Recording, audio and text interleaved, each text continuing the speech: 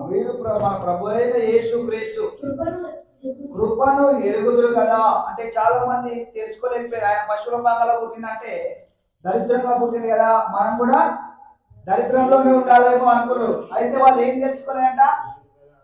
కృపను తెలుసుకోలేదంట. ఇంకా హల్లెలూయా. అంటే కృప తెలుసుకున్న వారికి యేసయ్య మన కొరకు ఆ పశువుల పాకలో స్థలము లేని చోట ఆ ఒక దరిద్రమైన ప్రదేశంలో పుట్టాడు అని ఎవరికి తెలియదు అంటే కృప తెలియని వారికి. హల్లెలూయా. వాళ్ళు ఏం చూస్తున్నారు? పశువుల పాకలో ఉన్న యేసయ్య కాబట్టి మనం కూడా అదే దీనంగా పశువుల పాకలోనే అలాంటి చిన్న చిన్న ఇంట్లో చిన్న ప్రదేశంలో దాంట్లోనే దరిద్రంలోనే ఉండాలనుకోరు. కానీ వారు ఏం ఎరగలేదు? కృప. ఇక్కడ అందుకే రాయబడింది, మీరు మన ప్రభు అయిన యేసుక్రీస్తు కృపను ఎరుగుదురా. హల్లెలూయా. ఆయన దరిద్రుడు అయినాడు. మరి ఆయన ఎవరు? భూమిని ఆకాశాన్ని వెండి నాదే, బంగారము నాదే, భూమి నాదే. ఈ భూమి మీద ఉన్న సమస్తమైన ఆ వేవేల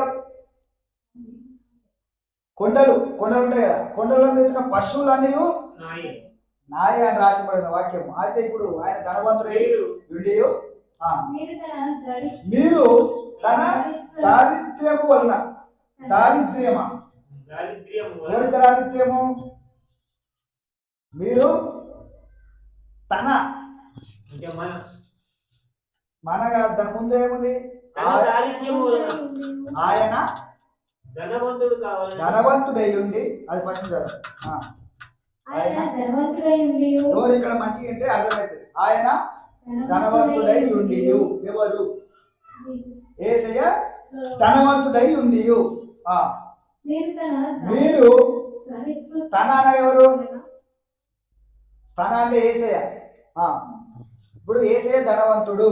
తర్వాత మీరు తన దారిద్ర్యము వలన ధనవంతులు కావాలని మీ నిమిత్తము దరిద్రుడాయను. హల్లెలూయా. అర్థమైనా పాయింట్?